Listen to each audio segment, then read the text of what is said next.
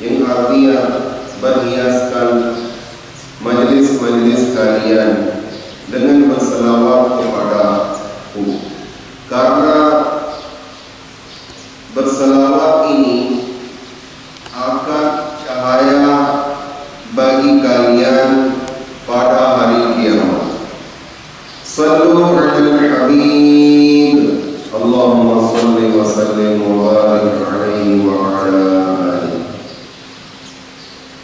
Yang pertama, saya ingin berterima kasih banyak kepada guru kita Habib Syekh Ustaz Abu Mahmudin hafizahullah ta'ala. Beliau menghormati, beliau memuliakan kepada santri yang biasa, padahal al-faqih tidak alim, tidak syekh, tidak kiai, tidak ustaz. Saya seperti santri, tapi beliau menghormati dan beliau memuliakan. Saya malu dan saya juga tidak bisa duduk di sini. Saya juga malu. Ini perintah dari Ustaz guru kita, oleh karena itu saya berdiri di sini untuk menyampaikan nasihat kepada awalan, setelah itu kepada hadirin. Saya mencintai dengan hati kepada Abu Mahmudin hafizahullah ta'ala, karena beliau bukan hanya ulama saja. Beliau ulama dengan tawadhu, dan beliau ulama dengan amal juga. Itu luar biasa. Ulama-ulama kita hendaklah memuliakan semua ulama, menghormati semua ulama Ahlus Sunnah wal Jamaah. Akan tetapi ulama yang beramal atas ilmunya itu luar biasa. Dan kalau nggak salah, ada di riwayat, barang siapa berziarah kepada ulama yang beramal, dia sepertinya berziarah kepada Rasulullah SAW. Jadi hari ini saya dapatkan berkahan dengan berziarah kepada ulama Ahlus Sunnah, ulama beramal, Abu Mahmudin hafizahullah ta'ala. Semoga Allah Subhanahu wa ta'ala panjangkan umur beliau dengan afiat, dengan kesehatan, dengan beribadah kepada Allah, dengan berkhidmat kepada agama Islam, dengan berkhidmat kepada ilmu agama yang beliau sedang melakukannya. Saya mendengar pada hari raya Id beliau sakit karena beliau belum istirahat, tidak istirahat yang benar, dan tamu-tamu juga banyak. Beliau memuliakan dan beliau menghormati tamu. Beliau tidak mempedulikan diri beliau sendiri. Terakhir beliau jadi sakit. Semoga Allah Subhanahu wa ta'ala memberikan semangat kepada kita dengan berkah Abu Mahmudin. Ini amal beliau, iya luar biasa, tapi untuk belajar kita juga. Nanti ada tamu-tamu kepada kita, kepada rumah kita, kepada daerah kita. Hendaklah kita juga tidak capek. Hendaklah kita juga menerima tamu dengan senang hati. Hendaklah kita belajar sama guru kita, bukan dengan kitab saja. Kita bisa melihat amalnya, amal guru kita, beliau mengamalkan apa. Hendaklah kita nukallid, mengikuti beliau. Jadi amal beliau adalah sebagai taklid untuk kita sendiri. Saya pernah mendengar tentang beliau dan kecintaan Abu Mahmudin bertambah di dalam hati saya. Suatu kali beliau hadir di salah satu majelis, di sana ada selawatan juga. Di sana salah satu orang menyanyi yang tidak diperbolehkan syariat. Jadi Abu Mahmudin hafizahullah, beliau kecewa dan beliau berdiri dan pulang. Jadi beliau tidak suka yang tidak diperbolehkan syariah, yang tidak diperbolehkan syariah. Jadi beliau berangkat, beliau tidak suka. Hendaklah kita juga melakukan seperti beliau. Hendaklah kita juga tidak suka yang tidak diperbolehkan syariah. Alhamdulillah, semoga Allah panjangkan umur beliau. Dan tadi saya tahu karena saya mengantar Umi ke komplek Putri, saya baru tahu Masya Allah ada komplek Putri jauh dari sini 500 meter. Itu luar biasa. Ini juga sesuai syariah. Sesuai syariah. Mohon maaf. Hendaklah putri jauh daripada putra, karena perempuan itu fitnah bagi kita. Hendaklah mereka jauh. Kita tidak bisa mempercayakan diri kita sendiri. Sebagian orang katakan tidak apa-apa, saya bisa menjaga diri saya sendiri dengan perempuan. Saya tidak melihat kepada perempuan dengan syahwat. Ini bisikan atau godaan syaitan. Mungkin hari ini tidak jadi, besok mungkin jadi. Karena al-ainani tazmiyani, mata-mata ini dua juga berzina. Itu hadis Rasulullah sallallahu alaihi wasallam. Jadi kita walaupun tidak mendekati kepada mereka, akan tetapi kita melihat setiap hari, itu susah sekali untuk mendapatkan ilmu agama. Jadi ini luar biasa di Serambi Aceh. Jadi di sini tidak ada putri. Di daerah-daerah yang lain saya pernah melihat di belakang ada putri, di depan ada laki-laki. Jadi kita tidak terbiasa untuk menyampaikan bayan depan putri, dan tidak bisa menyampaikan yang benar juga.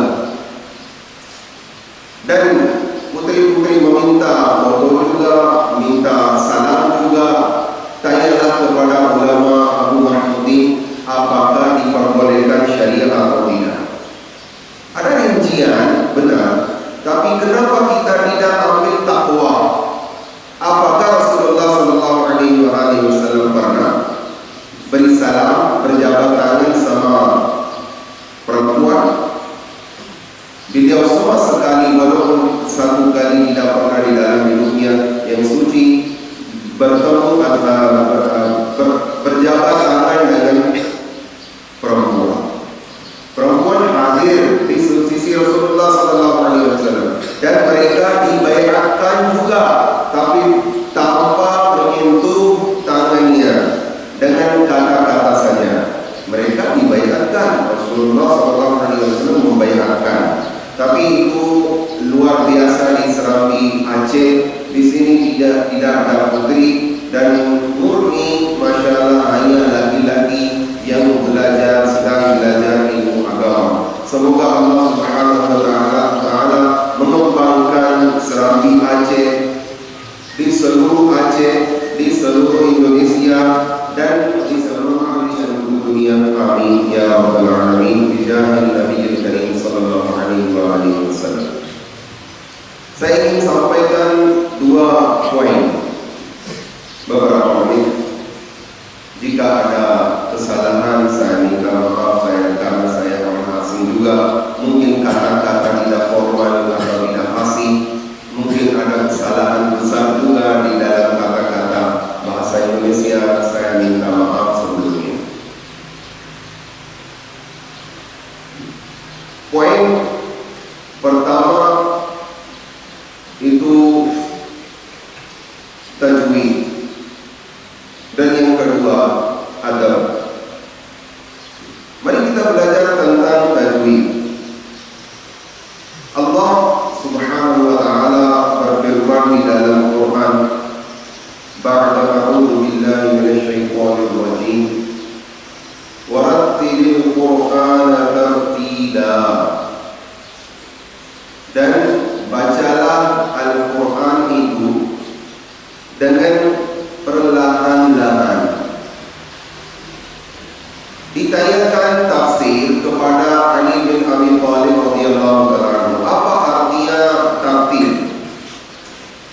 Beliau kata tajwidul hurufi wa ma'rifatul hurufi. Makna tartil itu tajwidul huruf, membenarkan huruf hijaiyah. Kha, Shad, Qaf, Ain, Dzal, Ra, Za, Sin, Shad, Ta. Itu huruf hijaiyah dibenarkan, membaca dengan benar. Itu maksudnya tartil. Alhamdulillahi Rabbil Alamin, dengan benar. Itu tajwid. Wa ma'rifatul huruf, di mana ada waqaf hendaklah kita mewaqafkan. Di mana tidak cocok atau tidak boleh diwaqafkan, kita tinggalkan.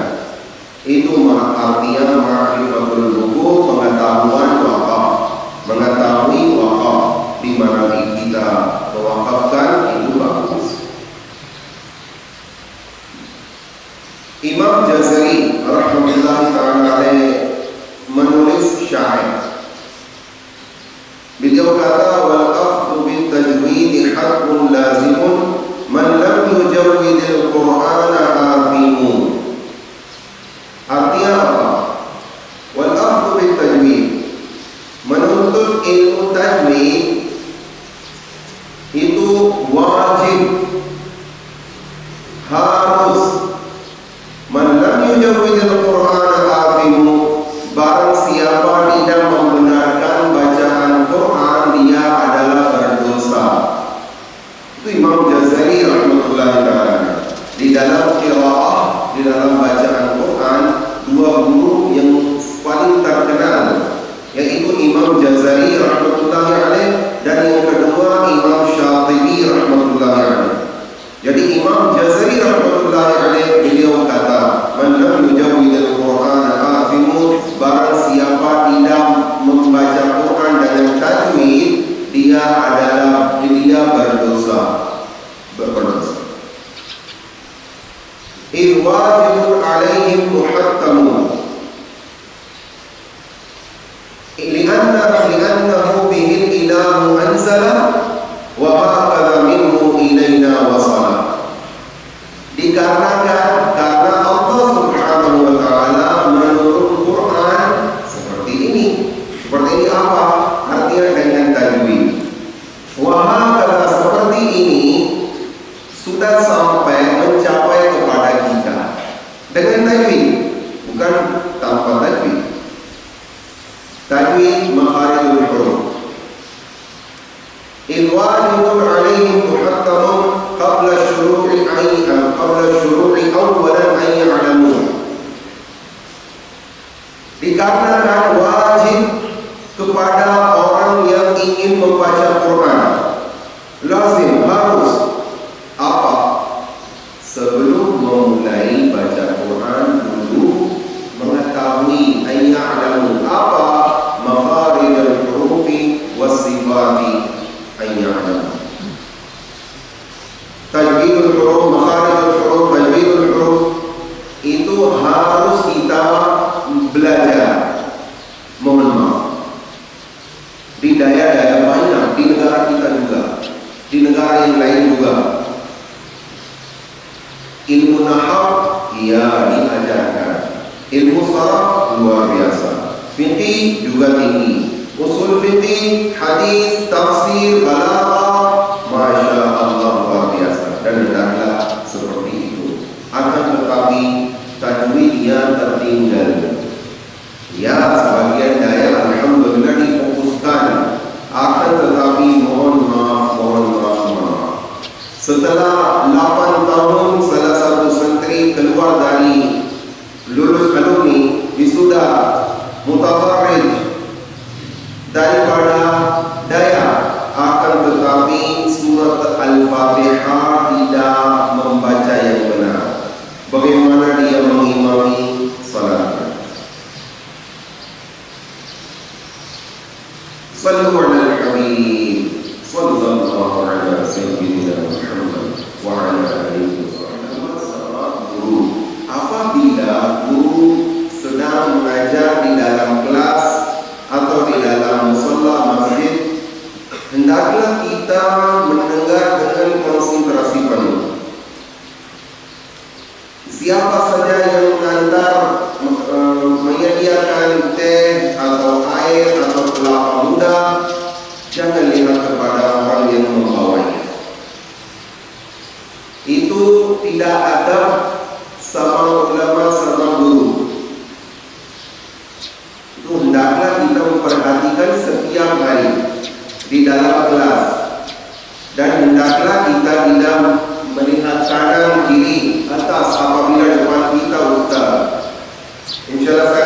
bacakan tentang adab.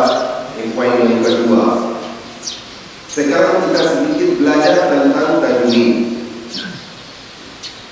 Anas bin Malik radhiyallahu anhu mengatakan,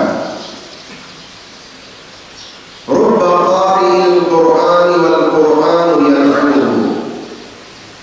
Kebanyakan orang membaca Quran, akan tetapi Quran itu, Al-Quran itu melaknati kepadanya. Melaknati kepadanya. Ya Allah, kita membaca Quran, akan tetapi Quran tidak senang dengan kita. Kalah, rugi, bahaya. Kita ingin dapatkan pahala, kita ingin dapatkan kebaikan. Dengan setiap huruf 10 kebaikan. Man qara'a harfan minal Quran falahu 10 hasanah. Atau kama qala Rasulullah sallallahu alaihi wasallam. Hadis Rasulullah, barang siapa membaca satu huruf dari Quran, bagi dia adalah 10 kebaikan. Akan tetapi Quran itu tidak senang dengan kita. Quran itu melaknati kepada orang yang membacanya. Kenapa? Karena tidak membaca yang benar. Tidak benar. Inna atainakal kautsar fasalli li rabbika wanhar inna syani'aka huwal abtar. Ini bukan Quran, ini bukan Quran. Quran diturunkan oleh Allah Subhanahu wa taala dengan tajwid, bukan dengan cara kita, bukan dengan cara kita. Allah Subhanahu wa taala berfirman di dalam Quran, "Alladzina atainahumul kitaba yatlunahu haqqa tilawati." Orang-orang yang kami memberi kitab, mereka membacanya sebagai mestinya, sebagai haknya. Dan hadis Rasulullah sallallahu alaihi wasallam, "Inna Allah yuhibbu an yuqra al-Qur'an kama unzila." Sesungguhnya Allah Subhanahu wa taala menyukai, mencintai bahwa dibaca Quran sebagai diturunkan, yaitu sesuai tajwid. Sayyidina Ali Qari, ulama besar di dalam mazhab Hanafi, di dalam Umdatul Qari, beliau mengatakan, "La khilafa innahu fardu kifayatin wal 'amalu bihi fardu 'ainin." Beliau berkata, tidak ada khilaf, tidak ada selisih, tidak ada pendapat beda-beda dari ulama bahwasanya ilmu tajwid itu, menuntut ilmu tajwid itu fardu kifayah. Akan tetapi wal 'amalu bihi fardu 'ainin. Akan tetapi mengamalkannya itu fardu 'ain.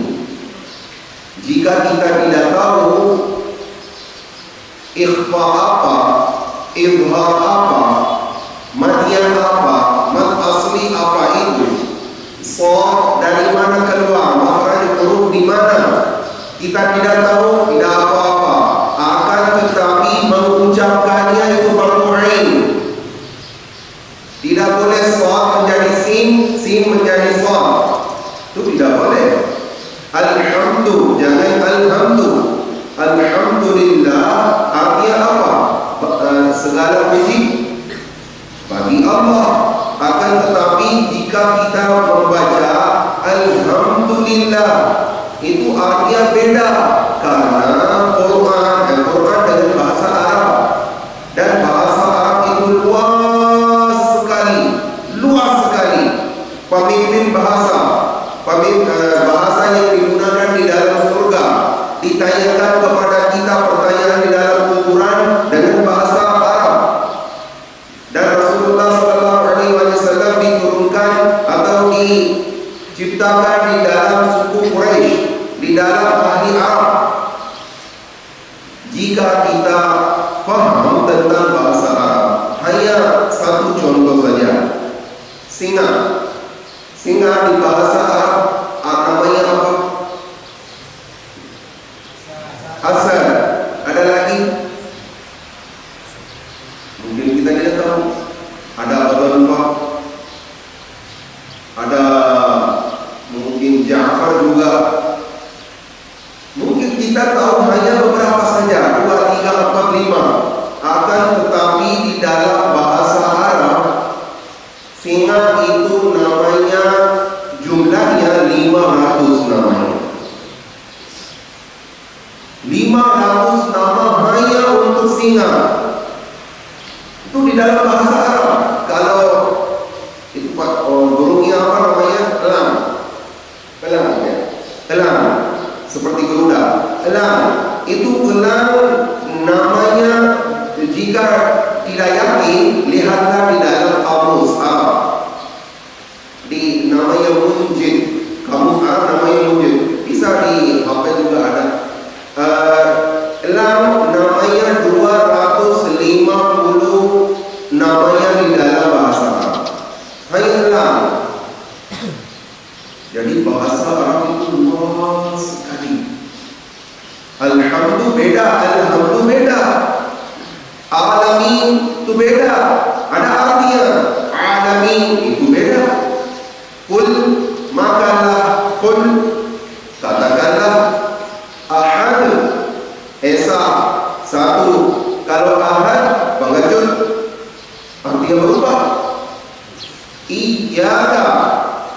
Iyyaka na'budu, artinya apa?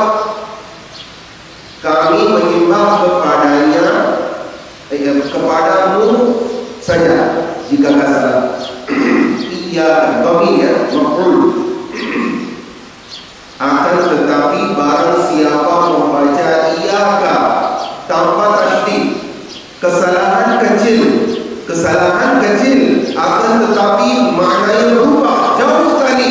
Artinya apa? Kami menyembah pinggir matahari. Kita ada di dalam salat untuk memuji kepada Allah. Akan tetapi kita mengucapkan apa? Kita tidak tahu. Dan tanyalah kepada ulama, apakah salat ini sah atau tidak sah? Mereka akan menjawab salat yang tidak sah, walaupun 10 tahun Anda salat, atau 30 tahun atau 50 tahun. Salat yang seperti ini tidak sah, tidak diterima. Harus peraturannya. Untuk daya ada peraturan, untuk polisi ada peraturan, untuk kantor pemerintah ada peraturan, ada usul. Untuk kantor private, privat ada peraturan. Di seluruh kantor-kantor ada peraturan. Di sekolah umum ada peraturan. Apakah untuk rumah Allah tidak ada peraturan? Apakah untuk salat tidak ada peraturan? Kenapa kita tidak memenuhi peraturan salat? Kapan kita belajar salat? Kapan kita belajar Quran?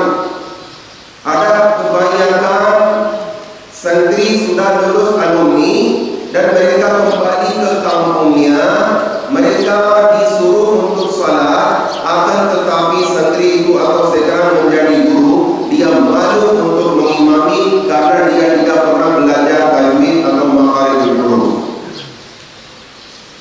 Dia bersalah di dalam salat yang jahat, subuh, maghrib atau isya. Ada mungkin di dalam orang salat, dia tahu, oh tuh baru datang dari Dayak, setelah 8 tahun, setelah 10 tahun, akan tetapi dia bersalah di dalam surat Al-Fatihah. Apa yang dia belajar? Dia tidak tahu. Apa itu ilmu nahwu, apa itu ilmu saraf, apa itu fikih.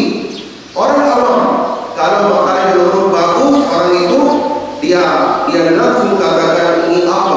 Apa yang Anda belajar di dalam Dayak? Jadi mohon fokuskanlah untuk tajwid, karena itu kebutuhan setiap hari 5 waktu. Bacaan Quran itu biasanya kita membaca hanya di Ramadan saja. Setelah itu kita tidak punya waktu untuk membaca Quran. Quran itu sudah diletakkan di dalam lemari untuk 11 bulan karena kita tidak punya waktu untuk membaca Quran. Akan tetapi salat setiap hari 5 waktu kali harus kita memperhatikan, harus kita menjaga, karena di dalam salat kita membaca Quran. Di dalam salat kita membaca at-tahiyyatul mubarakatus salawat, as-salawatut thayyibatu lillah. Apakah ada kesalahan atau benar? Sampai terakhir, salawat kepada Nabi Muhammad sallallahu alaihi wasallam, apakah ucapannya benar atau tidak? Marilah kita bertanya kepada diri kita sendiri. Kalau sudah benar, alhamdulillah. Kalau tidak benar, harus setiap hari berusaha, walaupun 20 menit. Akan tetapi harus belajar, karena itu fardu ain. Menuntut ilmu tajwid, kaidah-kaidah itu fardu kifayah. Akan tetapi mengucapkan huruf hijaiyah dengan benar, dengan makharijul huruf, itu fardu ain, la khilafa fihi, la khilafa fihi. Jadi mari kita berniat hari ini, insya-Allah kita akan belajar sedikit demi sedikit. Setiap hari, jangan sebulan sekali atau seminggu sekali. Karena hukumnya kita apabila kita sedang belajar tajwid dan kita salat, di dalam salat kita bersalah, kita berharap kepada Allah Subhanahu wa taala bahwa Allah Subhanahu wa taala menerima salat kita karena kita sedang berusaha. Jika kita tidak berusaha, kita tidak mempedulikan, salat saya sudah bagus, tidak ada masalah. Bagaimana tidak ada masalah?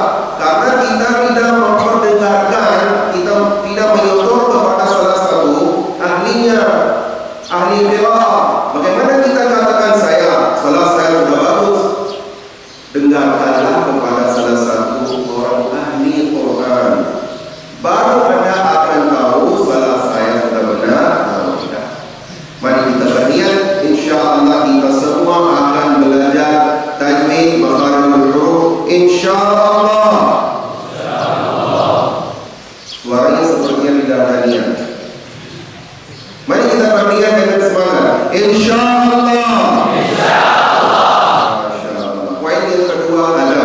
Adab itu sepertinya wajib untuk menuntut ilmu agama.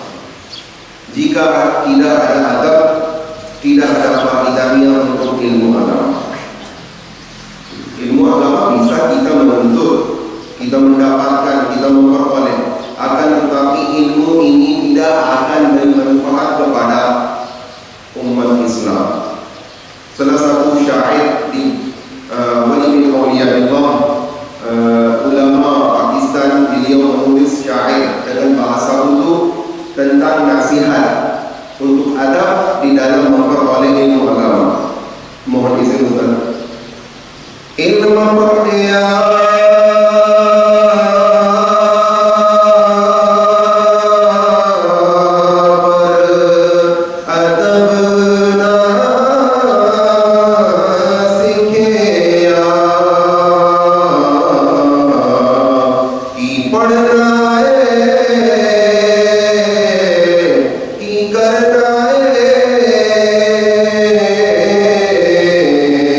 ilmu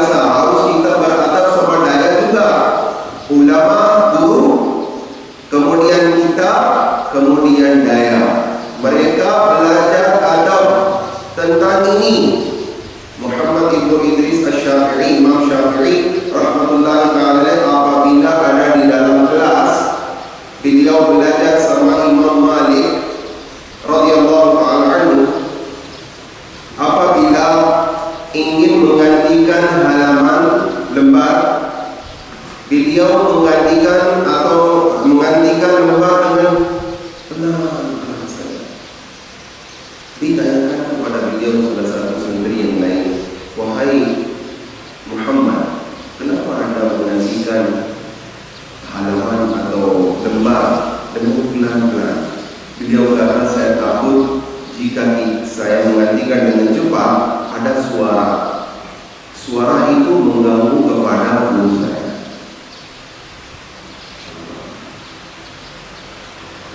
Untuk menyampaikan saya mudah, mendengar hadirin itu juga mudah.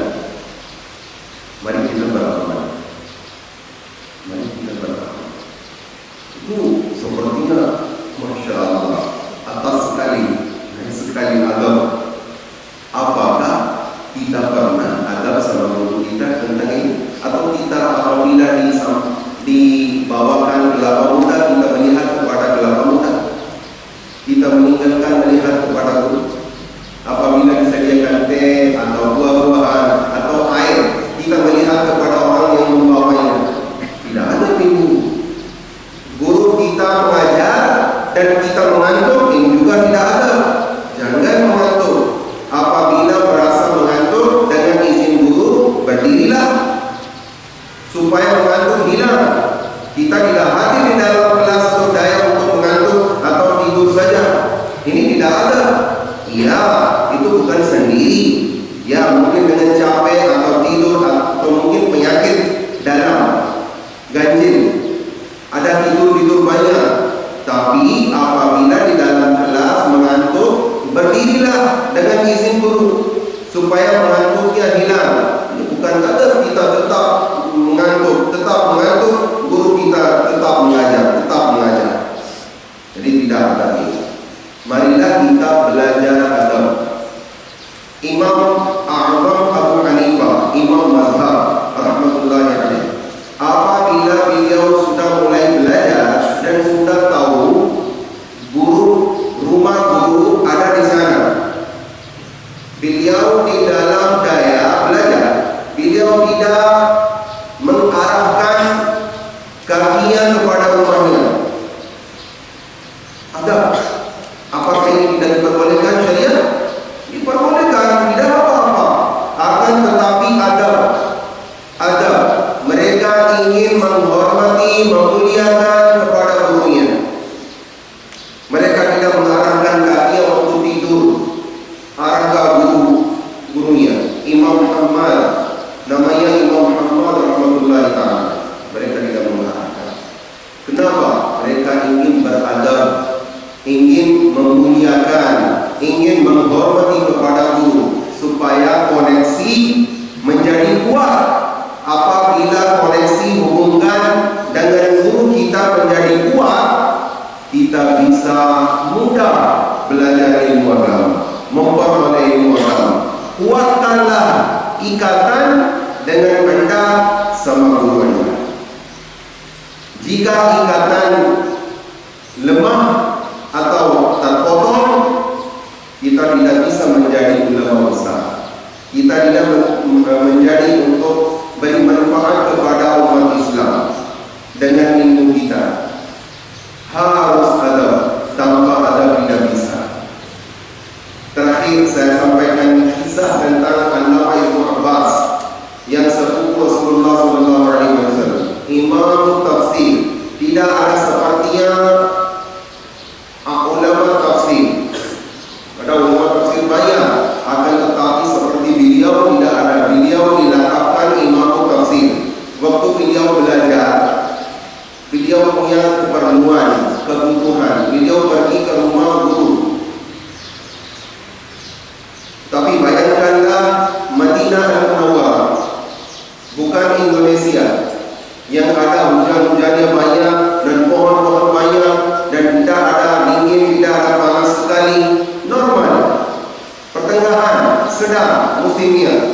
Di Madinah Al-Munawwarah antum tahu bagaimana musimnya dan apalagi di zaman dahulu. Beliau pergi ke rumah gurunya ingin mengetuk pintu, akan tetapi karena mereka belajar adab sama gurunya, beliau memikirkan, oh ini tidak ada untuk mengetuk pintu rumah Ustaz, guru. Oh gak apa-apa, saya duduk di sini, biar beliau sendiri keluar dari rumah. Beliau duduk di luar rumah, tidak ada terlebih. Beliau duduk di panas matahari dan di sana ada padang pasir. Dengan angin yang panas, pasir juga datang. Jadi jenggotnya setelah sebentar penuh dengan pasir. Wajahnya juga, imamahnya juga, bajunya juga penuh dengan pasir. Tapi beliau bersabar.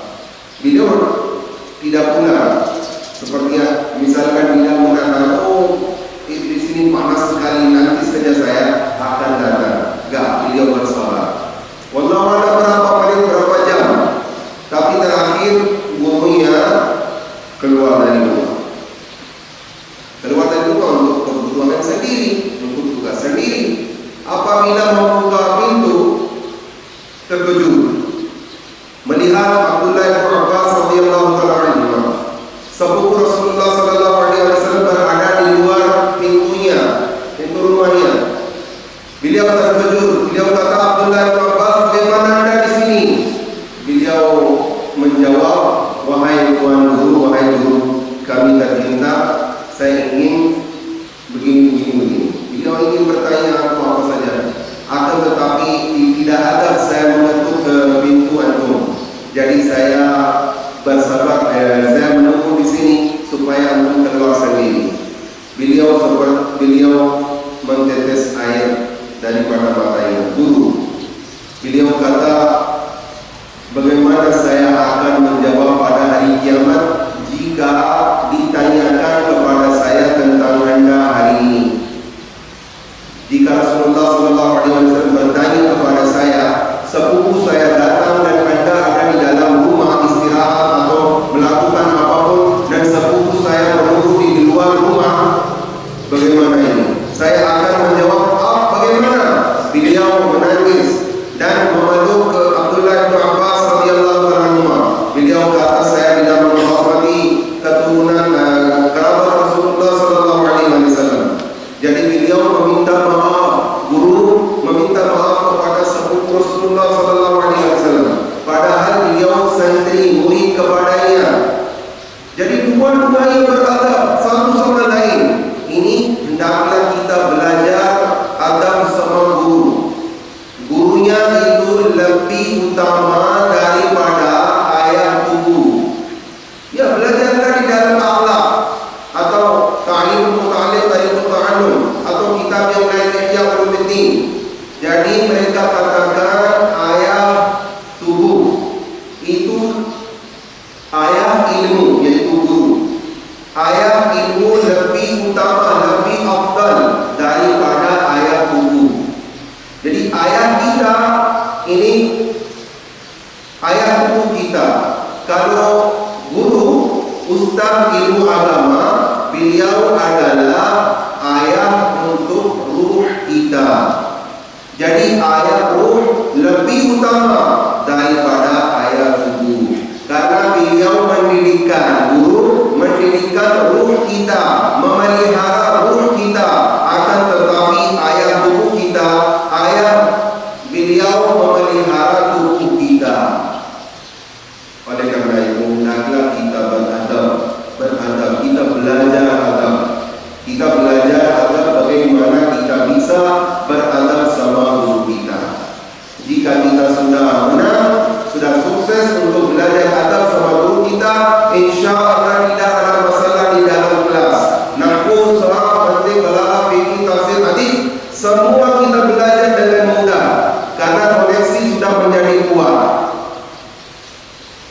hendaklah kita mengingatkan diri kita supaya ikatan menjadi kuat. Mari kita berniat, insya Allah kita akan belajar adab dan kita akan beradab sama guru kita, insya Allah. Sekali lagi, insya Allah. Masya Allah. Terima kasih banyak atas pendengaran dan konsentrasi penuh. Muhammad Yasin Al-Qadiri Al-Aktari, asli dari Pakistan, tinggal di Indonesia kira-kira 4 tahun setengah atau lebih, di Tangerang Jakarta. Di Aceh sudah jadi 5 bulan lebih. Alhamdulillah di sini dibangunkan seperti guru kita juga menyampaikan daya tahfidz Quran, daya tahfidz Quran di Alun Naga, Banda Aceh. Sedang dibangunkan masjid dan asrama, insya Allah nanti diterima santri baru untuk tahfidz Quran. Tapi Yayasan Madrasatul Madinah Indonesia Dawat Islami akan gratiskan untuk pendaftaran dan makanan, biaya bulanan, listrik, menginap, semua digratiskan untuk masyarakat Aceh dan di luar Aceh. Dan insya Allah dekat bandara akan dibangunkan, sudah dipilih tanah, proses untuk mengumpulkan donasi untuk membeli tanah. Insya Allah kalau sudah diberi tanah itu, setelah itu dibangunkan daya ilmu salaf, daya kitab kuning, supaya difokuskan kepada ilmu salaf di dekat bendara, dan di Alun Naga difokuskan ke tahfidz Quran, tahfidz Quran. Saya minta doa kepada santri-santri, antum lebih utama daripada al-faqih, antum keluar dari jauh-jauh datang ke sini, antum seperti yang di jalan Allah Subhanahu wa Ta'ala. Jadi mohon doakan untuk Yayasan Madrasatul Madinah Indonesia Dawat Islami yang ingin berkhidmat kepada agama Islam dengan gratis, dengan biaya gratis, dan insya Allah yang dekat ke bendara itu juga gratis selama 8 tahun. Jadi setiap tahun ada ujian. Jika ada santri ingin dapatkan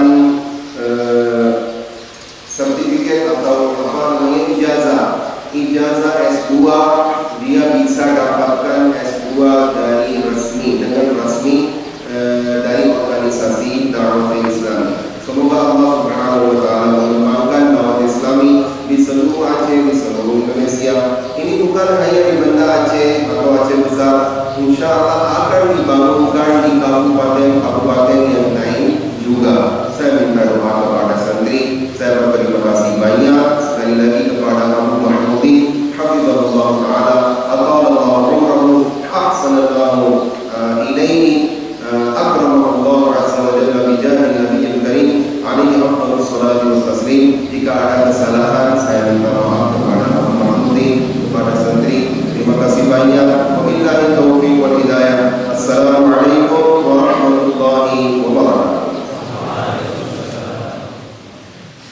Terima kasih banyak kita sampaikan pada kita Syekh Yasin.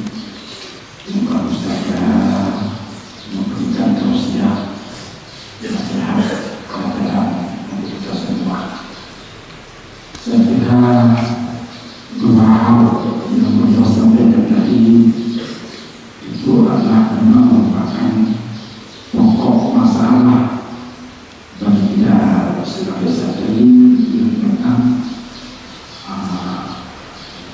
kita akui itu masalah yang sangat banyak kekurangan di daerah kita ini. Pertama, masalah qiraah tentang tajwid Al-Quran. Di sini masih banyak sekali para santri-santri kita, bahkan termasuk dewan guru yang belum betul. Saya ini tidak pakai juga masalah itu.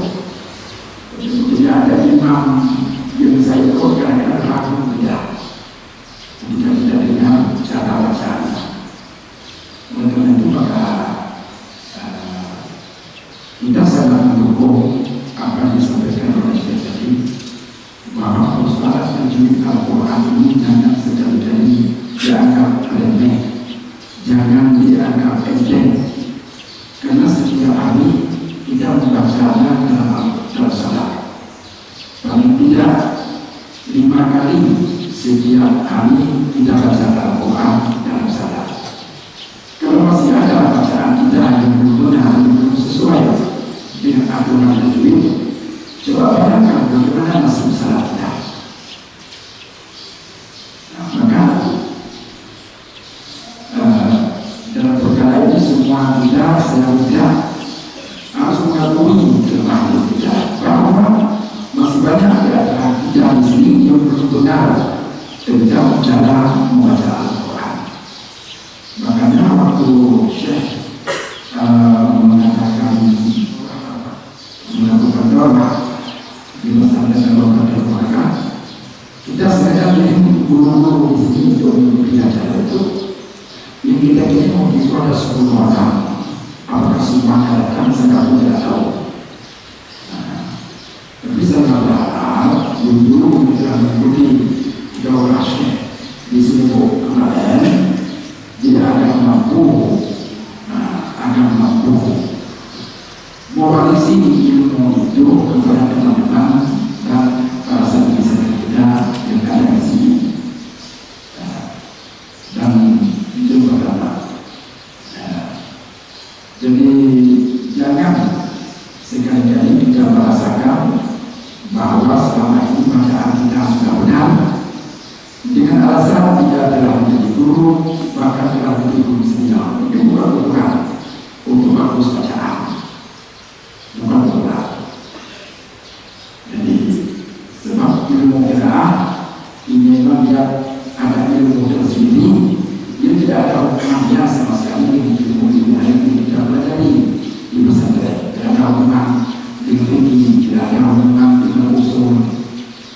Jadi kita paham fikih, kita paham usul, menguasai ilmu mantik, ilmu balaghah, itu bukan berarti kita sudah menguasai ilmu qiraah. Tidak. Makanya harus menjadi perhatian besar kita semua. Santri-santri yang kelas bawah pun kami harapkan sudah betul-betul jadi mengikuti pelajaran tajwid yang ada di kelas tingkat wilayah itu dengan seksama dan serius. Tapi supaya kita cepat agar selesaikan masalah yang pertama ini. Ya. Di masyarakat ketika ibu-ibu dan daya ini terjun ke masyarakat, ya banyak informasi masuk kita. Kok itu bacaannya? Padahal dia belum daya, tapi bacaannya kok itu. Ini banyak masukan dari kita. Ternyata bakal itu dari kemudian karena tidak untuk masih jangan membaca ya. Maka kalau ilmu yang tidak mulai dengan adanya ketemu keakuran pasti hampir yang bingung orang tidak ada yang mengira kalau tidak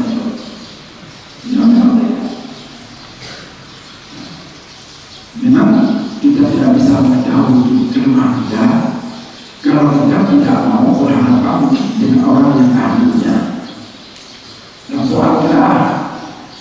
Jadi untuk kita tahu benar bacaan kita atau tidak, cobalah kita terlatih, kita coba membacanya di depan orang yang ahli dalam bidang qiraah. Kalau orang yang ahli qiraah itu sudah mengatakan oke, ya itu kalau betul kita bersyukur kepada Allah bagi selama ini bacaan kita sempurna. Tapi kalau orang itu belum mengakuinya, ini menunjukkan kita masih bermasalah. Maka dari dulu pakai yang mengajarkan di sini, saya selalu sarankan kepada guru-guru saya, terutama sekali, agar sering-seringlah membaca Al-Quran karena beliau adalah termasuk salah seorang ahli qiraah yang ada di setiap daerah kita. Jadi sekarang apalagi beliau sudah kepada Allah SWT. Sekarang kita berpuasa itu dan mulutnya kepada sekali kita masalah. Ini kali itu dengan bawa ini dia yang sekarang sudah ada juga dari guru-guru kita yang belajar kafir di luar daerah kita.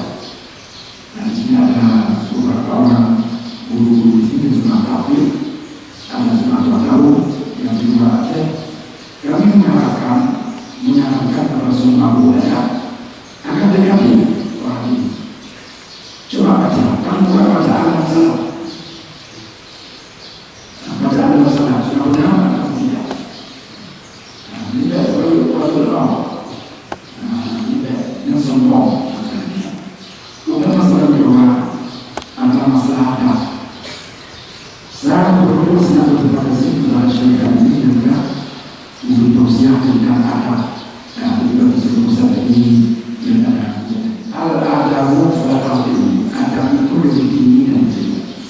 Ada cara untuk bermanfaat ilmu, dengan cara mu'alim, cara untuk bermanfaat ilmu. Apa arti banyak ilmu?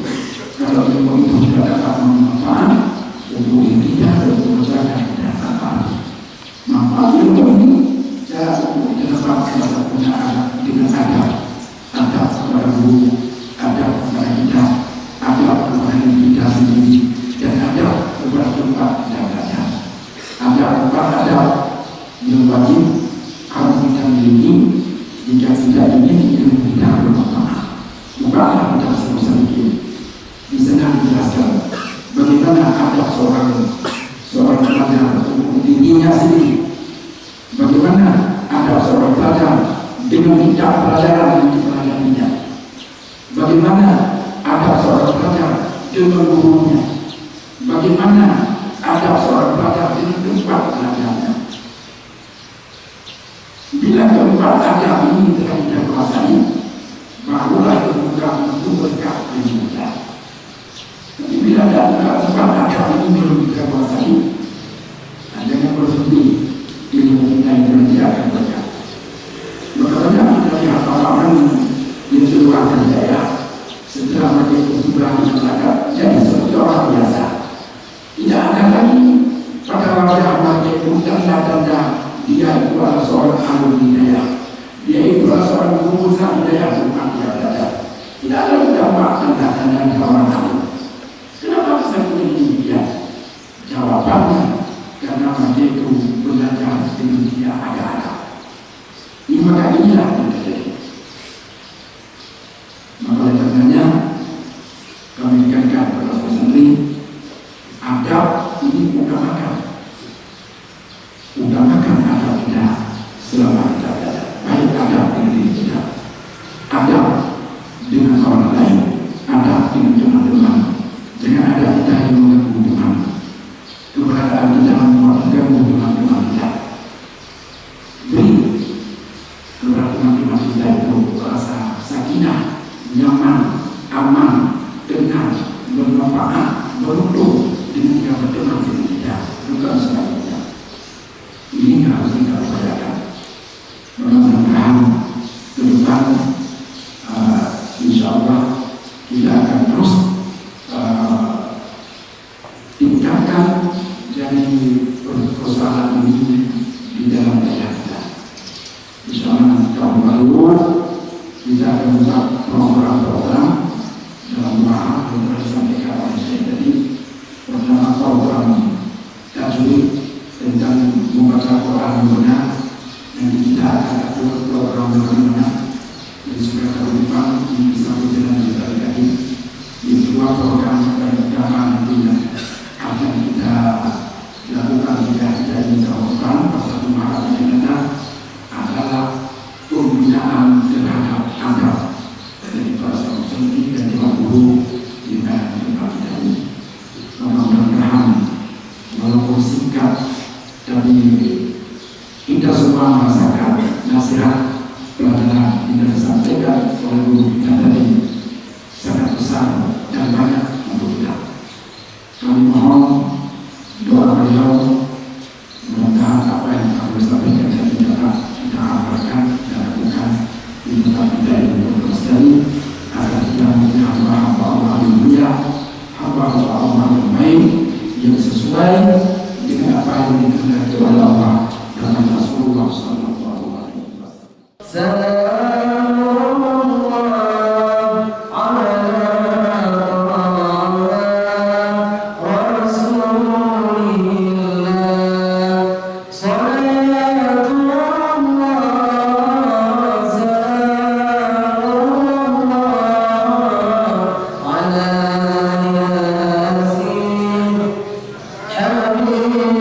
حبيب الله صلاة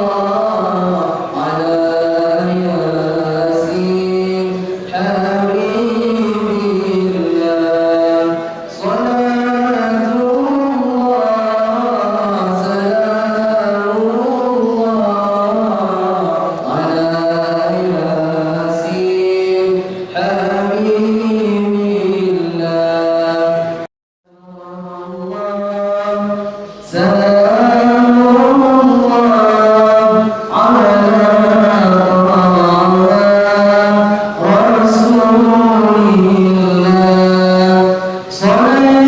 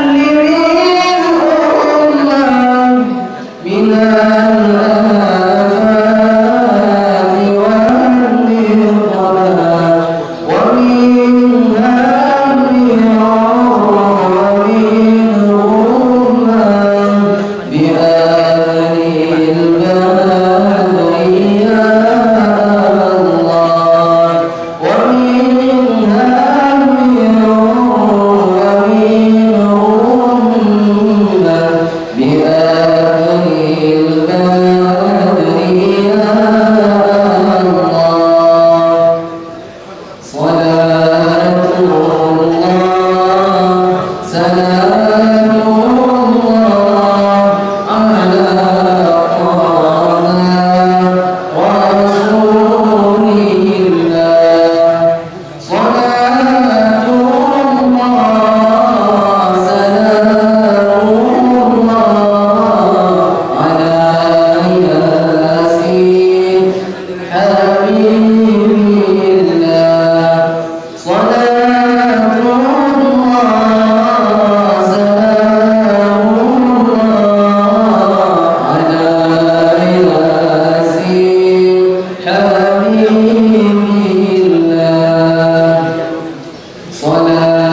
الله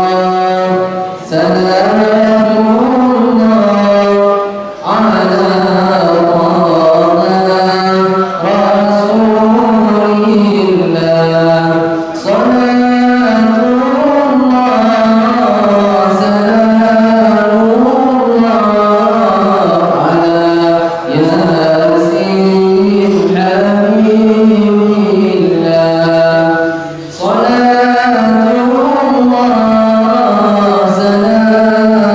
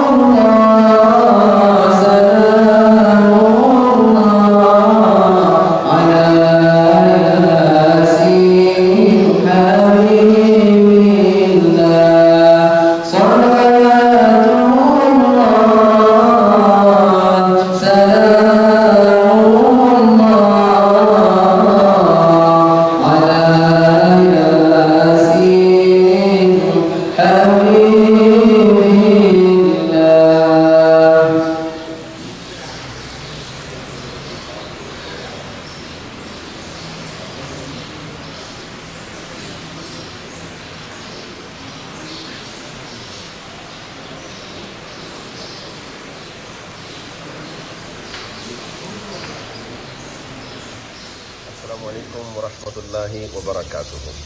Saudara-saudaraku sesama muslimin dan muslimat, hari ini beruntung saya kami ketemu dengan ulama besar Abu Mahmuddin. Beliau pemimpin saya di Aceh. Alhamdulillah, dengan hati, bukan hanya dengan lidah, dengan hati saya mencintai kepada ulama Abu Mahmuddin. Saya sering-sering mengingat beliau. Alhamdulillah, saya ingat beliau dan saya berzikir beliau kepada yang lain juga. Alhamdulillah, di daya ini laki-laki, komponen laki-laki ada 1000 santri. Dan di komplek Putri yang dari sini jauh, di sana kira-kira 600 perempuan lagi belajar ilmu agama. Daya ini daya murni ilmu salaf, ilmu nahab, saraf, mantik, balagha, fikih, usul fikih, hadis, usul hadis, tafsir, usul tafsir. Masya Allah, dari jauh-jauh santri datang dan ambil manfaat daripada Abu Mahmuddin. Masya Allah, beliau ilmunya bersanad, ilmunya tinggi, Masya Allah, IQ levelnya juga tinggi. dan beliau tidak capek untuk mengajar. Walaupun beliau lagi sakit, Masya Allah beliau tetap mengajar. Dan beliau diobati juga karena ada masalah di tenggorokan. Tapi beliau tidak mempedulikan untuk diri beliau sendiri. Hanya beliau berfikir untuk umat Islam, untuk menyebarkan agama Islam di seluruh dunia, di seluruh Aceh, di seluruh Indonesia. Semoga Allah Subhanahu wa taala memberikan kepada beliau, semoga Allah Subhanahu wa taala berikan kesembuhan kepada abu kita Abu Mahmudin hafizahullah taala. Assalamualaikum warahmatullahi wabarakatuh.